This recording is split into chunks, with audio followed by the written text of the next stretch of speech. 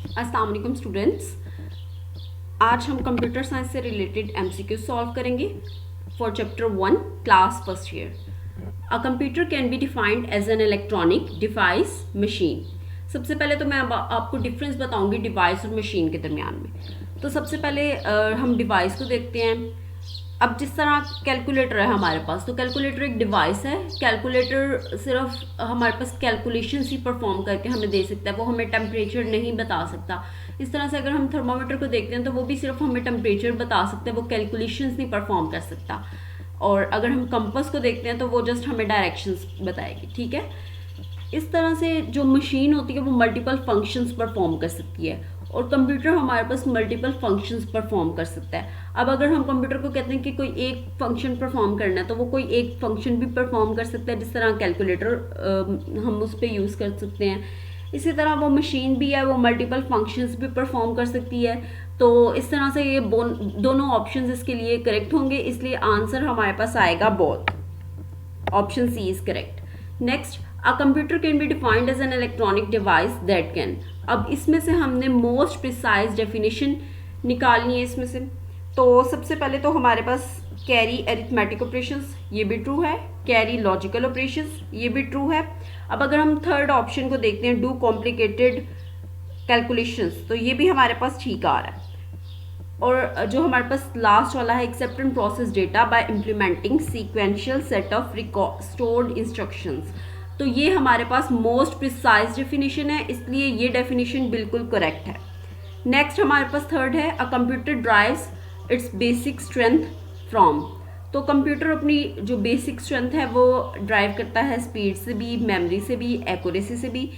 इस तरह से हमारे पास तीनों ऑप्शंस करेक्ट हैं।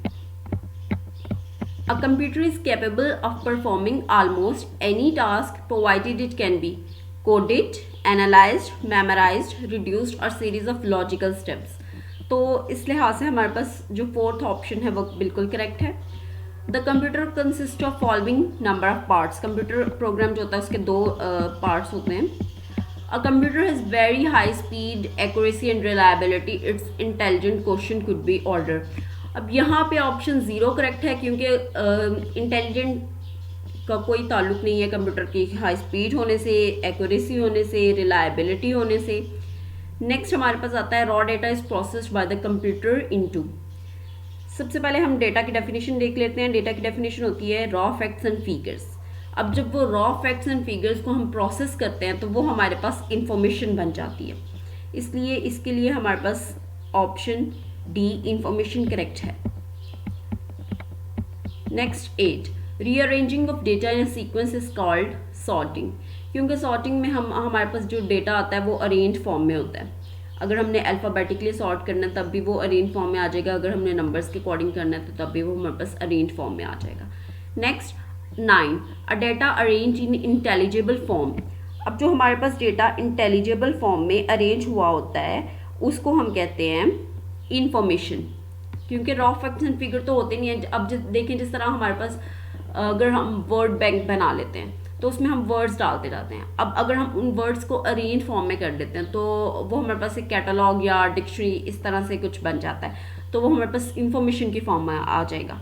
The most powerful computer are, सबसे ज़्यादा पावरफुल कंप्यूटर्स सुपर कंप्यूटर्स होते हैं। The basic operation perform by computer is, computer arithmetic operation भी परफॉर्म कर सकता है, लॉजिकल भी कर सकते हैं, जिस तरह मैंने आपको पहले भी बताया था, arithmetic plus minus multiply divide, और logical greater than equal to.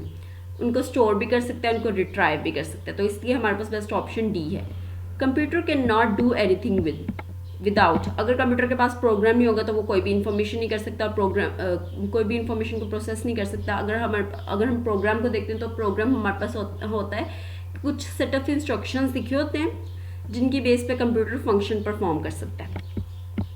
Which of the following is associated with second generation computer. अगर हम सेकेंड जनरेशन को देखते हैं तो उसमें ट्रांजिस्टर्स भी आते हैं, मैग्नेटिक कोड मेमोरी भी आती है, और हाई लेवल प्रोसीजरल लैंग्वेज भी आती है। 14th, एनिक मशीन बिलोंग्स टू, ये बिलोंग करती है हमारे पास फर्स्ट जनरेशन डिजिटल कंप्यूटर से। ये तो बुक में एज इट इज़ लाइन भी लिखी हुई है। The major operational problem of the early first generation was, उसमें प्रॉब्लम ये थी कि उसकी रिलायबिलिटी अच्छी नहीं थी, इस बेस पे वो कंप्यूटर्स अच्छे नहीं थे। नेक्स्ट हमने रॉन्ग स्टेटमेंट इसमें से पिक करनी है, तो ये तो बिल्कुल ठीक है कि कंप्यूटर लॉजिकल मशीन है, ये रॉन्ग नहीं हो सकता। It can assess any piece of information that it has in store, तो ये भी ठीक है। It is devoid of emotion, has no feeling और इंस्टिंक्ट्स, ये भी ठीक है। इसलिए लास्ट वाली ऑप्शन जो हमारे पास है वो रॉन्ग ऑप्शन है। Stored instructions and data in a digital computer consist of, तो इसमें हमारे पास आता है बिट्स, क्योंकि बिट्स की फॉर्म में डेटा स्टोर होता है। बिट हमारे पास स्मॉलेस्ट यूनिट है डेटा के स्टोरेज का। Next, digital computer performs its computation by, digital computer अपनी जो कंप्यूटेशन है वो परफॉर्म करता है on the basis of counting. Next, BCD binary coded decimal number express a decimal digit as, तो ये हमारे पास करेगा निबल के फॉर्म में, और निबल हमारे पास हाफ होता है बाइट का। The use of computer for business application is attractive because of its speed, reliability, accuracy, तो इसका आंसर all of above है। तो यहाँ पे हमारे 20 MCQs कंप्लीट हो जाता है। नेक्स्ट हम MCQs करेंगे चैप्टर नंबर 2 के। तो जिसने मेरा चैनल सब्सक्राइब नहीं किया वो सब सब्सक्राइब कर दें, और अगर आपको वीडियो अच्छी लगी है तो लाइक भी कर दें।